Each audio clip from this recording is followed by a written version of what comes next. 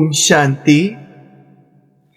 आध्यात्मिक यात्रा के इस सत्र में आप सभी श्रेष्ठ पुरुषार्थी आत्माओं को ज्ञानामृत के चात्रक आत्माओं को इस रूहानी सत्र में स्वागत है। आज परम पिता परमात्मा शिव बाबा की अव्यक्त मुरली 15 मई 1972 की है, जिस पर हम सब चिंतन मनन करेंगे। संपूर्ण कल्प में यही वो समय है जहां एक का पदम गुणा, लेकिन बराबर की बात है, अगर आप एक का पदम गुणा कमा सकते हो तो एक का पदम गुणा गंवा भी सकते हो। कल्प कल्प की बाजी है। थोड़ा सा अगर आप अलग ढंग से अपने कदम को बढ़ाते हो तो वही है, चढ़े तो चाखे वैकुंठ रस, गिरे तो चकना चूर। आप पद्मों की कमाई गंवा भी सकते हो। आज की मुरली में बाबा कहते हैं, कदम कदम पर पदम समान, न्यारे बन चलने से ही हर कदम में पद्मों की कमाई होती है।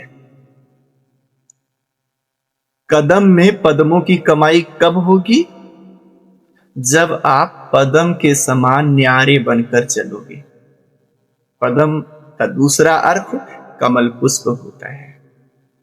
तो जैसे कमल पुष्प संसार रूपी जल में रहते हुए जल से न्यारा होता है, ठीक उसी प्रकार से जब आपके बोल, आपके कर्म, आपका दृष्टिकोण सब कुछ संसार से न्यारा होगा, दिव्य होगा, तब पद्मों में कदमों की कमाई हो सकती है। ऐसा इस मुरली में कहा गया है। अगर कहीं हमारे बोल, कर्म और चलन संसार के हिसाब से है, कमल के समान न्यारा नहीं है, तो फिर समझ लीजिए कमा रहे हो कि गंवा रहे हो, फिर गंवाई हो जाएगी। यहां कौन से संपत्ति की कमाई होगी? जब कमाई की बात आती है तो दुनिया के लोग सांसारिक धन दौलत की बात समझिए, और हम सब ये समझते हैं, ब्रह्मा कुमार कुमारियां खासकर, कि ये जो पद्मों की कमाई होगी वो सतयुग में होगी, अथाह धन होगा। वो तो भविष्य की प्रारब्ध है। कहते हैं, एक कथानक है कि किसी पोते ने कहा अपने बाबा से कि बाबा, जब आप शरीर छोड़ देंगे तो हम पोखरा खुदाएंगे तुम्हारे लिए। तो उन्होंने कहा, क्या हम उसमें डफैया मारने आएंगे? खुदाना है तो अभी खुदाओ भला, कम से कम नहा के सुख ले ले। मरने के बाद तुम खुदाओगे नहीं खुदाओगे, उसका मेरे को क्या लाभ? तो बाबा की मुरली का प्रत्यक्ष फल है। ये नहीं है कि सतयुग में पद्मों की कमाई होगी, उसके भरोसे आप बैठे रहो।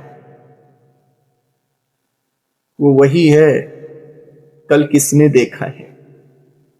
और अगर देखा भी है तो आज के आधार पे ही हम कल को देख सकते हैं। आज हम भिखारी हैं और कल कहते हैं हम पद्मों की कमाई में रहेंगे, मिलीनियर बन के रहेंगे। कैसे संभव है? तो उस पद्मों की कमाई को हमें संगम युग पे ही अनुभव करना है।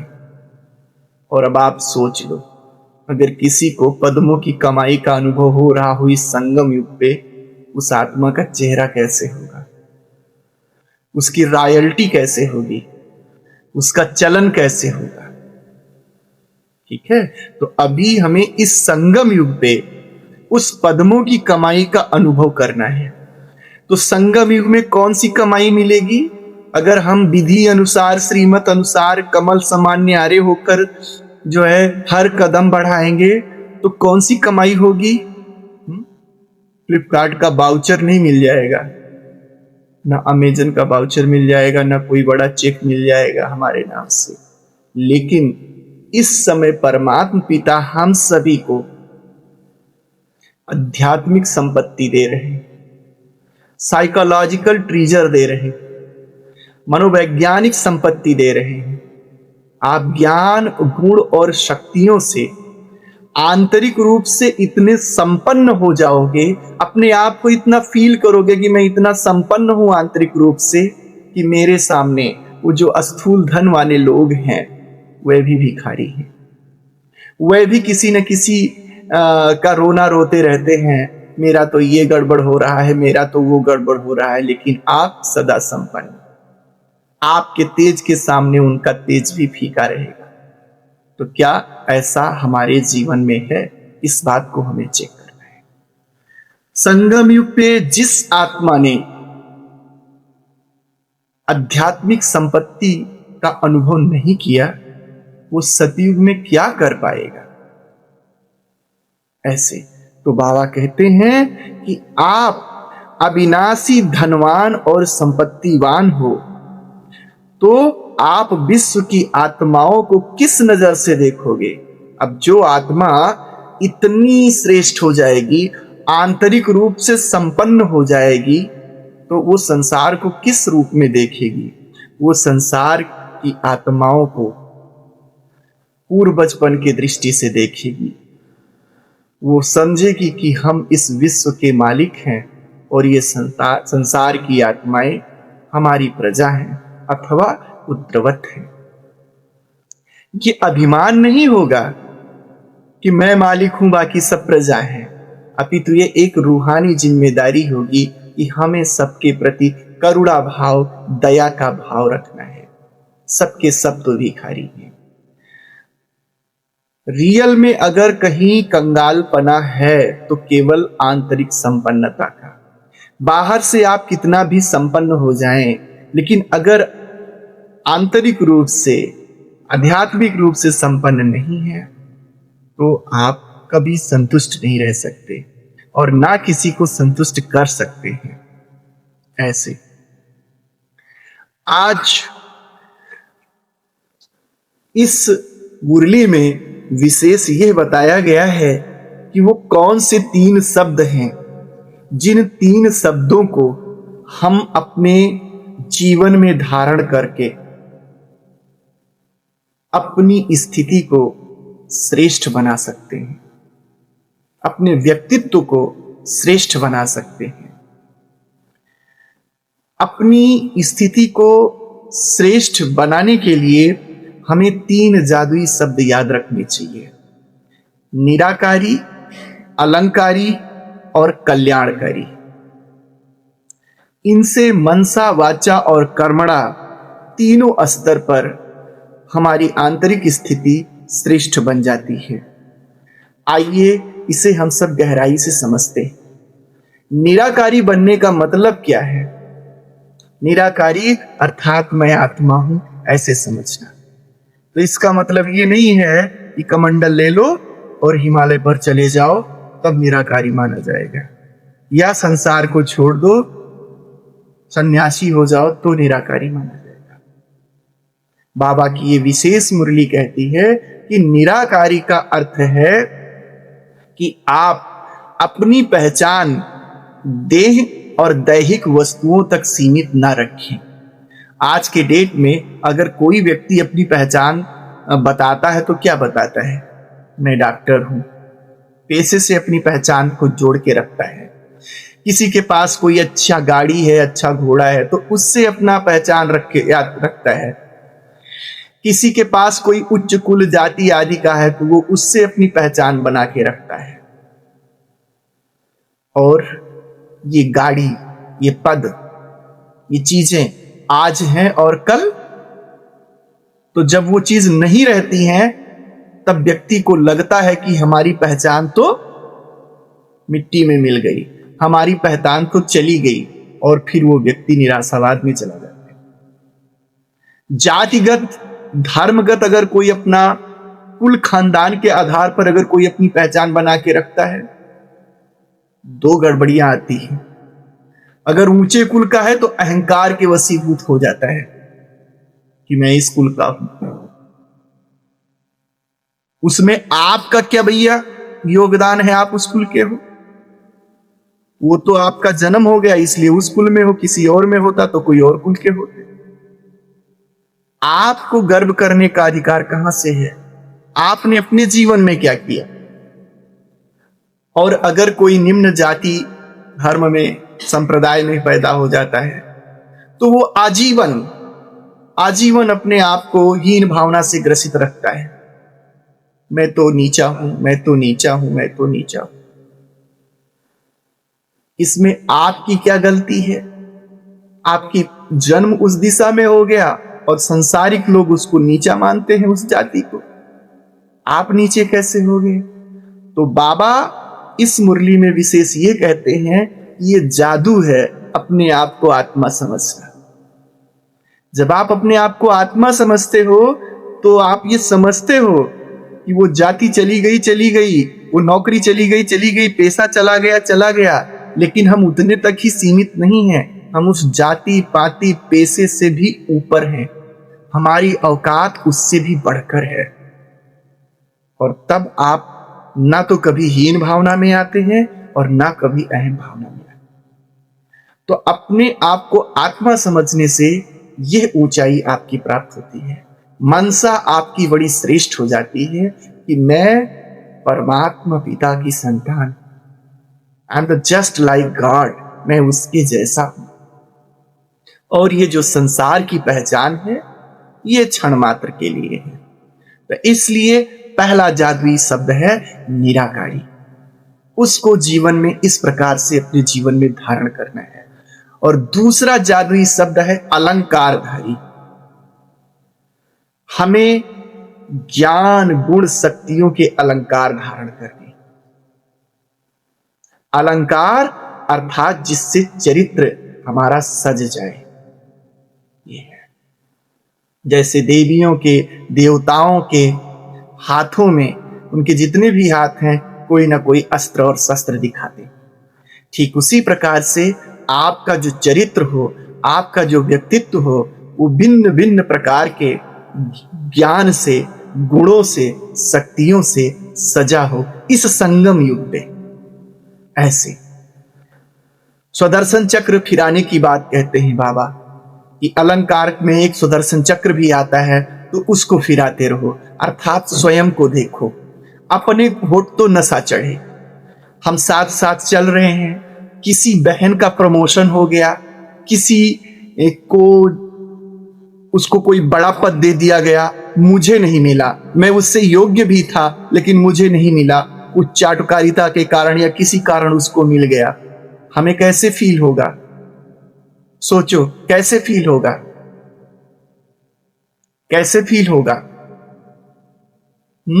निश्चित रूप से हमें दुख होगा, परेशानी होगी, मेरे को क्यों पीछे रखा गया, उसको क्यों आगे बढ़ा दिया गया। अब सोचो, इस समय साक्षी होके देखो, इस समय आप सुदर्शन चक्रधारी हो, परदर्शन चक्रधारी हो? परदर्शन हो, क्योंकि आप उसको देख रहे हो, तब आपको फील हो रहा है। उसको बढ़ाया गया, मेरे को नहीं, तुलना कर रहे हो इसलिए फील हो रहा है। तो इसलिए हम सबको ये हमारा जो है ये हमारा सुदर्शन चक्र माना हुआ कि हम अपने को देखें, सिर्फ हम ठीक ठाक हैं, उसको मिला वो ठीक है, हमको भी मिलेगा जो हमारे अनुसार है। ये तुलना नहीं कर सकते किसको क्यों मिला, किसको क्यों नहीं मिला।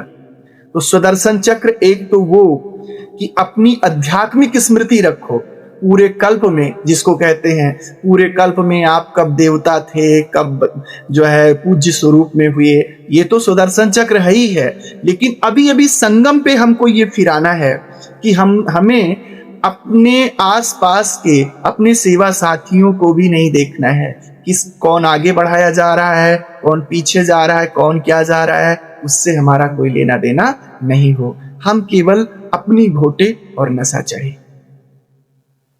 कमल पुष्प समान होकर न्यारा होकर व्यवहार करना, अर्थात हमारा दृष्टिकोण हमेशा सबसे अलग हो।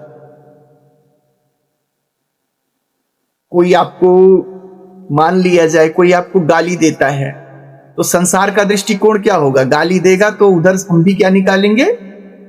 कोई मारेगा तो हम भी क्या करेंगे? संसार का दृष्टिकोण यही हुआ। कमल पुष्प समान न्यारे का मतलब मेरा दृष्टिकोण कोई अलग होगा। हम कहीं गए, किसी ने हमको कुर्सी नहीं दिया बैठने के लिए, जानबूझ के वो मेरे को अपमान फील करा रहा है। अब हम क्या करेंगे उसके प्रति? कोई संसार की आत्मा होती क्या सोचती? निश्चित रूप से उसके प्रति घृणा, उसके प्रति उल्टा सुल्टा सोचती। मेरे मन में भी अगर वही चल रहा है तो हमारा कदम पदम के समान कहां हुआ? फिर हमारे अंदर क्या होना चाहिए उस समय? क्या सोचे हम? एक बहुत अच्छी चीज इसमें है, और वो ये है कि हम समझे ये हमारी बुद्धि की एक्सरसाइज है।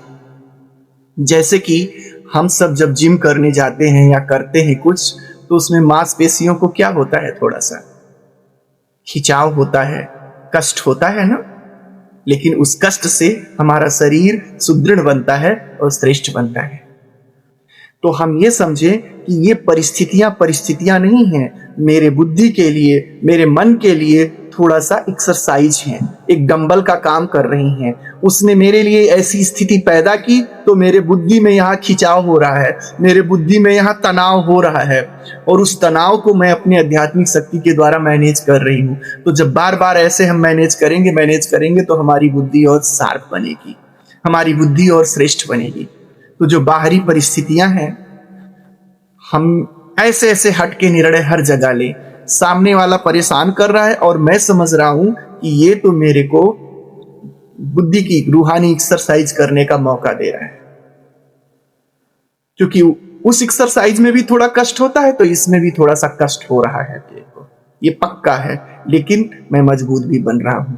ऐसा हमारा दृष्टिकोण संसार के प्रति अलग अलग हो।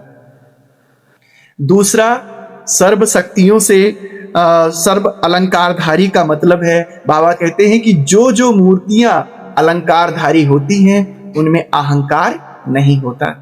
तो अब ये भी बात ठीक है कि जब हमारे अंदर आध्यात्मिक गुणों से हम भरपूर रहेंगे, शक्तियों से आध्यात्मिक भरपूर रहेंगे, तो अहंकार नहीं रहेगा और हम सजे सजाए मूर्ति के रूप में रहेंगे। और जब आप अलंकारधारी रहेंगे तो माया के विघ्नों से मुक्त रहेंगे। अब माया के 3-4 रूप हैं। भयानक रूप में जो माया आती है असुर के रूप में, तो उससे तो हम सब क्या हो जाते हैं? सावधान हो जाते हैं, उसको पहचान जाते हैं। लेकिन कभी कभी सोने के मृग के रूप में माया आ जाता है, जिसको सीता भी नहीं पहचान पाती। तो ऐसे कभी कभी आकर्षण के रूप में माया आती है, संसार की वस्तुओं लुभावने के रूप में माया आती है। कभी कभी कोई आत्मा हमारा परम हितैषी बन करके, कोई आत्मा हमारी परम हितैषी बन करके हमको हमारे अध्यात्म मार्ग से भटकाने के लिए आती है, और ऐसा लगता है कि जैसे वो हमारी परम हितैषी है। माया की इस रूप को पहचानना बड़ा मुश्किल है। तो अलंकारधारी बनने से दैट मीन्स ज्ञान की महीनता अलंकार है, गुण दिव्य शक्तियों की धारणा अलंकार है। अगर आप अलंकारधारी होंगे तो विष्णु के समान माया के हर रूप को आप पहचान सकेंगे, भयानक रूप को भी पहचान सकेंगे। और कोई अगर शकुनी जैसी आपकी कभी कभी चाटुकारिता करने आएगा तो उसको भी आप पहचान सकेंगे। तीसरा शब्द है कल्याणकारी। कल्याणकारी का अर्थ है जो आत्मा निराकारी होगी, अलंकारधारी होगी, उसकी स्थिति मनसा वाचा कर्मणा बहुत ऊंची हो गई होगी। फिर उसके नयनों में करुणा दिखाई देगी, इस संसार के प्रति दया दिखाई देगी, उसकी वृत्ति में वरदानी वृत्ति, महादानी वृत्ति दिखाई देगी। तो विश्व का कल्याणी बन करके हमको विश्व के प्रति कल्याण का भाव रखना है। अपनी अवस्था को ऐसे बनानी है कि जिससे हर एक आत्मा का भला ही हो मेरे द्वारा किसी का अनभला ना हो। आज की मुरली में एक बहुत ही क्रांतिकारी अवधारणा पे बात की गई है। अब हम लोग उस पर बात करेंगे। आज की मुरली में सच्चा वैष्णव कौन, सच्चा वैष्णव किसे कहा जाए, इस पर विशेष स्पष्टीकरण दिया गया है। दुनिया की दृष्टि में जो वैष्णव लोग होते हैं, वैष्णव अर्थात विष्णु के भक्त, वे विशेष रूप से उनका भोजन खान पान बड़ा ही शुद्ध सात्विक और शाकाहारी होता है। वे लहसुन प्याज आदि भी नहीं खाते। मांस मदिरा आदि को तो वे बहुत ही म्लेच्छ चीज समझते हैं, तुच्छ चीज समझते हैं, उससे वे दूर रहते हैं, अशुद्ध रहते हैं। और अगर वैष्णव लोगों को कोई छू ले, छुआछूत आदि का जो पहले विधान था, तो कहते थे कि इस अमुक नीची जाति के व्यक्ति ने छू लिया, इसके बर्तन में हम नहीं खाएंगे, इसके पास हम नहीं बैठेंगे, अब छू लिया तो हम दोषी हो गए, अब हम स्नान करेंगे तब फिर से जाके पवित्र बनेंगे। तो ये स्थूल रूप में वैष्णव लोग जो है बहुत ध्यान रखते हैं।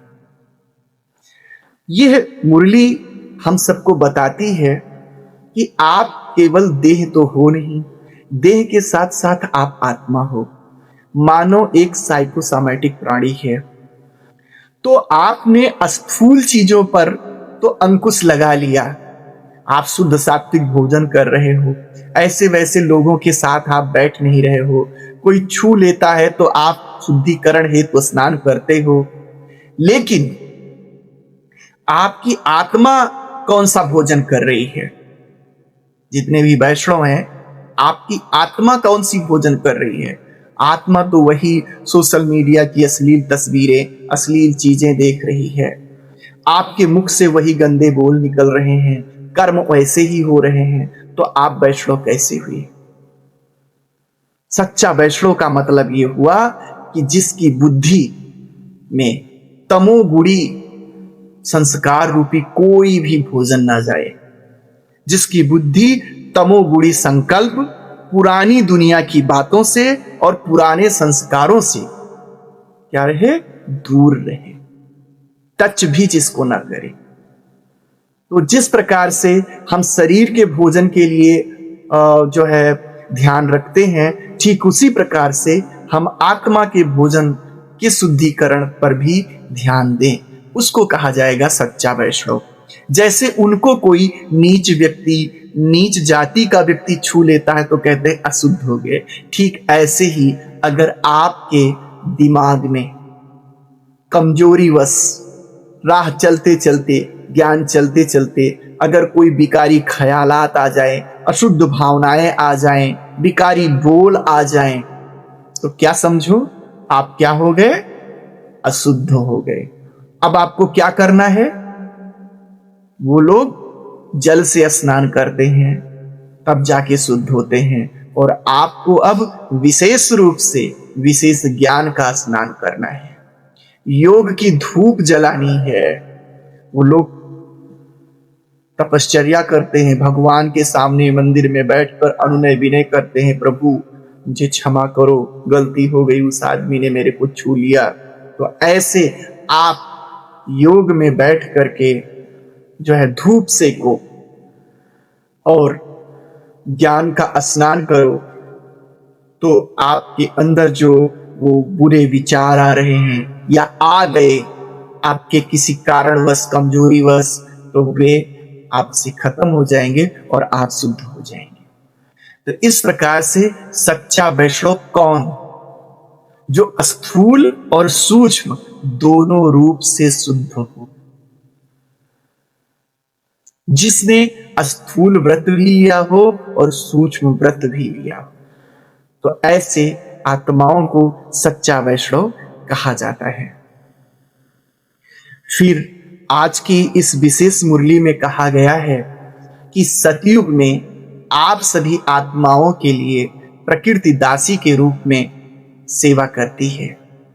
जब प्रकृति आपकी दासी के रूप में सेवा करती है तो क्या इस समय आप सब अपने संस्कार को दास नहीं बना सकते? प्रकृति उन्हीं की दासी बनेगी जो इस समय संगम युग पे अपने संस्कारों को दास बनाए होंगे। अब संस्कारों को दास कैसे बनाएंगे? अध्यात्म मार्गी लोग, जो अन्य लोग हैं अध्यात्म मार्गी, वे लोग भी काम को जीतना चाहते हैं, क्रोध को जीतना चाहते हैं, ईर्ष्या द्वेष को जीतना चाहते हैं। तो आप दास कैसे बनाएंगे? किसी को दास बनाना होता है तो दुनिया में दो प्रकार से लोग दास बनाते हैं। एक तो रौब से, डरा के धमका के अपने वश में इसको चलाना चाहते हैं, और दूसरा है रुहाब से, प्यार से, स्नेह से। तो कैसे दास बनाएंगे? जो लोग रौब से दास बनाते हैं वे अक्सर फेल होते हैं। अगर आप रौब के तहत, क्रोध के तहत विरोधी बनकर के इन विकारों पर विजय प्राप्त करना चाहेंगे, इन बुरे संस्कारों पर विजय प्राप्त करना चाहेंगे, तो निश्चित रूप से आप उन्हें अपना दास नहीं बना सकेंगे। आप उनका दमन करेंगे और वे उतने और बढ़ के आपको सताएंगे। आपको उसकी विधि है, रुहाब और रहम करो, रूहानियत में रहो, उनका परिवर्तन करो। यह है, विकारों का परिवर्तन करो और वे फिर आपके साथी बन जाएंगे, आपके सहयोगी बन जाएंगे, जी हजूर किए हुए खड़े रहेंगे। ऐसे कहते हैं। आप उनको स्नेह से, प्यार से समझाओ। ऐसे जो लोग मन से लड़ते हैं वे मन को अपना दास कभी नहीं बना पाते। मन उनको खूब परेशान करता है। फिर वे लोग स्टेटमेंट देते हैं कि मन तो चंचल घोड़ा है, इसे काबू में नहीं पाया जा सकता। इसलिए नहीं पा सके क्योंकि आपने उससे लड़ाई लड़ा। जबकि आप देखते हो कितना भी चंचल घोड़ा हो, जब कोई अच्छा सवार उसको मिल जाता है, उसकी आंखों में आंखें डालकर बात कर लेता है उस घोड़े से, तो वो घोड़ा उसका क्या बन जाता है? सच्चा मित्र बन जाता है। राणा प्रताप का घोड़ा चेतक था, किसी को बैठने नहीं देता था, इतना चंचल था। तो एक सवार भी चाहता है, वो चाहता है कि जैसे मैं हूं मेरा रथी भी श्रेष्ठ हो, जो श्रेष्ठ होगा उसको मैं अपने पीठ पे बैठने दूंगा। राणा प्रताप जैसा जब महारथी मिलता है तो सम्मान के साथ उनका साथी बन जाता है। आज उसका गायन है। ठीक इसी प्रकार से ये जो विकार हैं, जो बुराइयां, इनको अगर हम दमन करना चाहेंगे तो नहीं हो सकेगा, लेकिन अगर इनको हम रूहानियत के द्वारा, रुहाब के द्वारा, रहम के द्वारा इनको समझकर अपना मित्र बना लेंगे तो फिर ये हमारे अनुसार चलेंगे, हमारे इशारों के अनुसार चलेंगे, हमारे सच्चे दोस्त बन जाएंगे। ये हमको तंग नहीं करेंगे, ये हमको परेशान नहीं करेंगे, बल्कि हाथ जोड़े जी हजूर किए हुए खड़े रहेंगे कि आज्ञा दो, कब हमें कौन सा सेवा करना है। तो आज इस मुरली में बाप दादा हमें विशेष ये विधि बता रहे हैं कि कैसे हम इस समय अपने संस्कारों को अपने वश में कर लें, और जब संस्कारों को वश में करेंगे तो प्रकृति हमारी सतयुग में दासी बनेगी। बाबा कहते हैं रोब को रूहानियत से चेंज करो और फिर कोई ताकत नहीं जो टच कर सके आपको। ऐसे और एक बात और कहते हैं कि आप सबको टीचर बनना है और सबको टीचर बनाना है, ना किसी को चेला बनाना है और ना किसी को अपना जो है शिष्य बनाना है, स्टूडेंट बनाना है। सबके सब टीचर हो।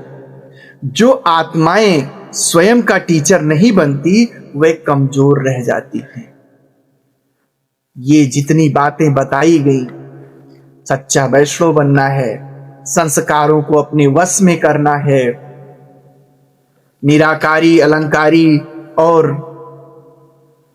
जो है कल्याणकारी बनना है, ये सारी चीजें कौन बनाएगा, जिम्मेदारी किस पर है?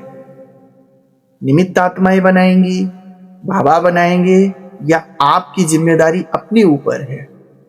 तो बाबा कहते हैं ये जिम्मेदारी स्वयं को लेना है, जिम्मेदारी से भागना नहीं है। संपूर्ण स्टेज वही आत्माएं प्राप्त कर सकती हैं जो अपना टीचर स्वयं बने। अपनी आध्यात्मिक उन्नति के लिए किसी दूसरे पर निर्भर नहीं रहना है। दूसरा टीचर समझ लो ऐसे है जैसे कि आपको एक कप कॉफी पिला दी गई, तो उसका नशा कितना रहेगा, उसकी ताजगी कितनी देर तक रहेगी? 1 घंटा, आध घंटा, 2 घंटा। तो ऐसे जो दूसरे टीचर्स जो बाहर के जो आपके सहयोगी मिलेंगे, वे आपको कितना देखते हैं प्रतिक्षण, कितनी सजगता से आपका केयर करेंगे। 1 घंटा, 2 घंटा, आधा घंटा उनके संपर्क में रहेंगे और उनका नशा चढ़े रहेगा 4 घंटा। उसके बाद तो फिर आप ऐसे हो जाए। लेकिन अगर आप अपने शिक्षक स्वयं बनते हैं तो आप में रूहानियत का नशा सदा बरकरार रहेगा। गौतम बुद्ध ने भी अपने अनुयायियों को शिक्षा दी कि अपदीपो भव, अर्थात शुरू में तो किसी न किसी गुरु, मार्गदर्शक, शिक्षक की जरूरत पड़ती है, लेकिन पीएचडी के स्टूडेंट्स के लिए, मास्टर डिग्री के स्टूडेंट्स के लिए वैसे क्लास नहीं चलते कि रोज आओ क्लास चली। कभी कभार जो है अपने जो है गाइड से मिलता है, बाकी तो सारा रिसर्च वो स्वयं करता है। तो ऐसे जब आप ज्ञान में श्रेष्ठ रीत से चल चुके हैं तो आपने टीचर खुद बनने होते हैं, अपना दीपक खुद बनना होता है। तो ऐसे बाबा कहते हैं कि व्यर्थ से बचो और समर्थ बनो। आज की मुरली में हम सबने सुना कि हम पदम समान न्यारे बन करके कैसे हर कदम में पदमों की कमाई का अनुभव अभी इसी संगम युग पर करें। दूसरा हमने सीखा कि निराकारी, अलंकारी और कल्याणकारी बनने का सच्चा मतलब क्या है। तीसरा हम सबने सीखा कि हमें सच्चा वैष्णव बनना है, स्थूल और सूक्ष्म दोनों प्रकार की शुद्धियों का ध्यान रखना है। और चौथा यह है कि हमें अपदीपो भव, स्वयं का टीचर स्वयं बन करके आगे बढ़ाना है। अच्छा, ओम शांति।